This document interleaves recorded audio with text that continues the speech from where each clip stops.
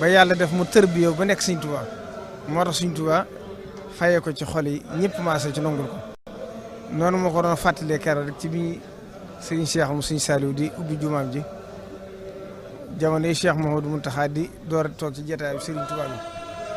bi moo wax ne la Seydina Omar liñ ko defaloon ci bi mu nekkee ci xilaafa gi loolu lañ defal ak Cheikh Mouhamadou Mountakha mooy ñëpp maase rek ci nongul ko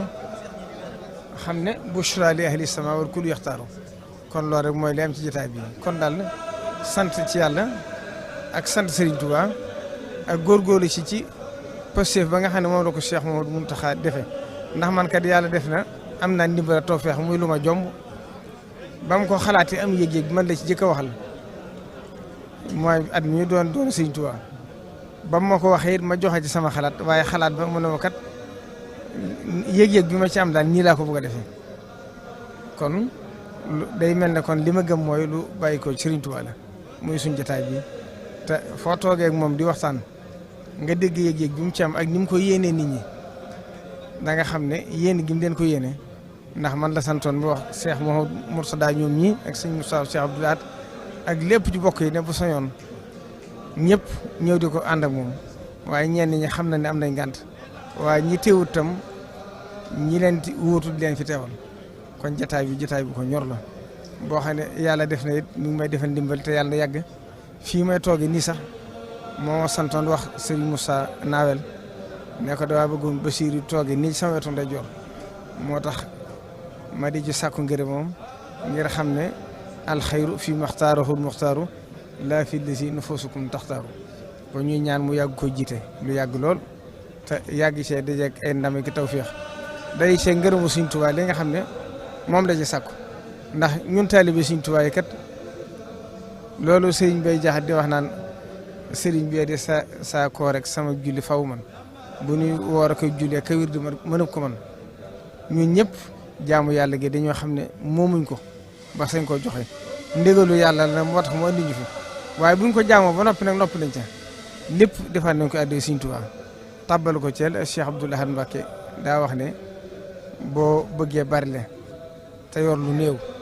te yor kooku ndox te bëgg jàpp bëgg sangu bëgg duy da ngay fekk du jeexle mooy kooru géej nga sotti kenn mootulu ca génn kon ñu itam tuyaaba ji ñu ciy def lépp ñu di ko gën a sellal te yaakaar naa ñëpp am nañu yëg-yëg ku dugg ci jotaay bi jël adduna sànni ci bit ndax Sëriñ Tuubaa kat neewoon na du fecc def saako te loo ko boolee rek mu bàyyi la moom loo ci rax bu ci adduna duggee mu bàyyi la moom kon ñu ngi siyaare ñëpp di siyaare suñu kilifa yi teew yëpp di sant Serigne Youssou